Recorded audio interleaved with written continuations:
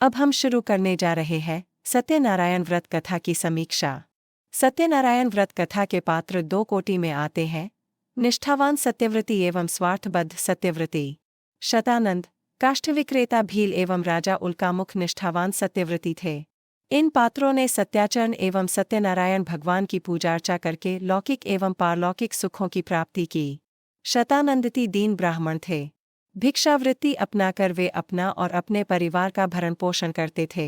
अपनी तीव्र सत्यनिष्ठा के कारण उन्होंने सत्याचरण का व्रत लिया। भगवान सत्यनारायण की विधिवत पूजा अर्चा की। वे इहलोके सुखम भुक्त्वा चांतन सत्यपुरन्ययो, इस लोक में सुखभोग एवं अंत में सत्यपुर में प्रवेश की स्थिति में आए। काष्ठविक्रेता भील भी अति निर्धन था। किसी तरह लकड़ी बेचकर अपना और अपने परिवार का पेट पालता था। उसने भी संपूर्ण निष्ठा के साथ सत्याचरण किया, सत्यनारायण भगवान की पूजा अर्चा की। राजा उल्कामुख भी निष्ठावान सत्यव्रती थे। वे नियमित रूप से भद्रशिलांदी के किनारे सपत्नीक सत्यनारायण भगवान की पूजा अर्चा करते थे। सत्याचरण ही उनके जीवन का मूल मंत्र था। दूसरी तरफ साधु वणिक एवं राजा तुंगध्वज स्वार्थबद्ध कोटि के सत्यव्रती थे।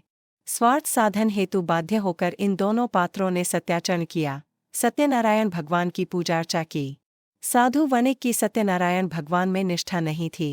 सत्यनारायण पूजा अर्चा का संकल्प लेने के उपरांत उसके परिवार में कलावती नामक कन्यारत्न का जन्म हुआ। कन्या जन्म के पश्चात उसने अपने संकल्प को भुला दिया और सत्यनारायण भगवान की पूजा अर्चा नहीं की।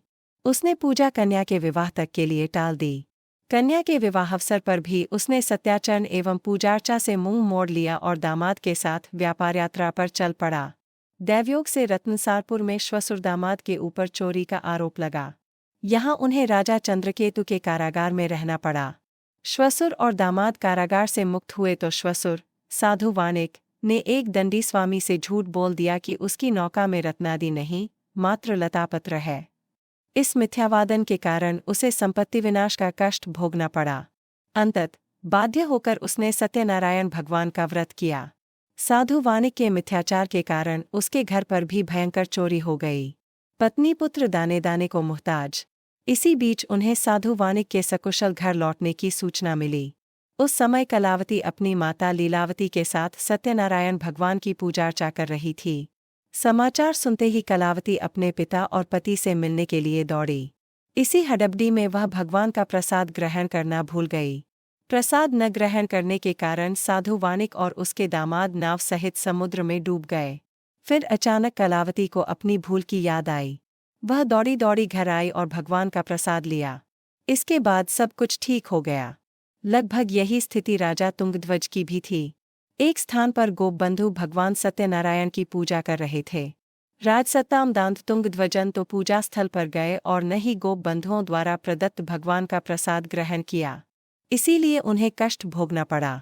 अंतत बाध्य होकर उन्होंने सत्यनारायण भगवान की पूजा अर्चा की और सत्याचरण का व्रत लिया। सत्यनारायण व्रत कथा के उपर्युक्त पांचों पात्र मात्र कथापात्र ही नहीं, वे मानव मन की दो प्रवृत्तियों के प्रतीक हैं। ये प्रवृत्तियां हैं सत्याग्रह एवं मिथ्याग्रह। लोक में सर्वदा इन दोनों प्रवृत्तियों के धारक रहते हैं। इन पात्रों के माध्यम से स्कंद पुराण यह संदेश देना चाहता है कि निर्धन एवं सत्ताहीन व्यक्ति भी सत्याग्रही, सत्यव्रती, सत्यनिष्ठ हो सकता है और धन तथा सत्ता संपन्न व्यक्ति मिथ्याग्रही हो सकता है। शतानंद और काष्ठविक्रेता भील निर्धन और सत्ताहीन थे, फिर भी इनमें तीव्र सत्याग्रह वृत्ति थी।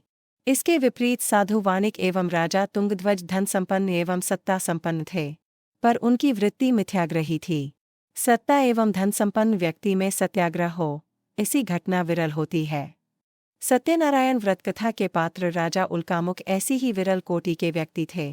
पूरी सत्यनारायण व्रत कथा का निहितार्थ यह है कि लौकिक एवं परलौकिक हितों की साधना के लिए मनुष्य को सत्याचरण का व्रत लेना चाहिए। सत्य ही भगवान है, सत्य ही विष्णु है। लोक में सारी बुराइयों, सारे क्लेशों, सारे संघर्षों का मूल कारण है सत्याचरण का अभाव। सत्यनारायण व्रत कथा पुस्तिका में इस संबंध में श्लोक इस प्रकार है। यत् कृत्वा सर्वदो खेभ्यो मुक्तो भवति मानव। विशेषत कलियुगे सत्य पूजा फलप्रदा। केचित् कालं वदिष्यन्ते सत्यमीशन्तमेवच। सत्यनारायणं केचित् सत्यदेवं तथा प्रे। नाना रूपधरो भूत्वा सर्वेषामीप्सित प्रद। भविष्यति क्लौ विष्णु सत्यरूपी स्नातन। अर्थात सत्यनारायण व्रत का अनुष्ठान करके मनुष्य सभी दुखों से मुक्त हो जाता है। कलिकाल में सत्य की पूजा विशेष रूप से फलदायी होती है। सत्य के अनेक नाम हैं, यथा सत्यनारायण, सत्यदेव। सनातन सत्यरूपी विष्णु भगवान कलियुग में अनेक रूप धारण करके लोगों को मनोवांछित फल देंगे। इस तरह से सत्यनारायण व्रत कथा की समीक्षा का समापन होता है।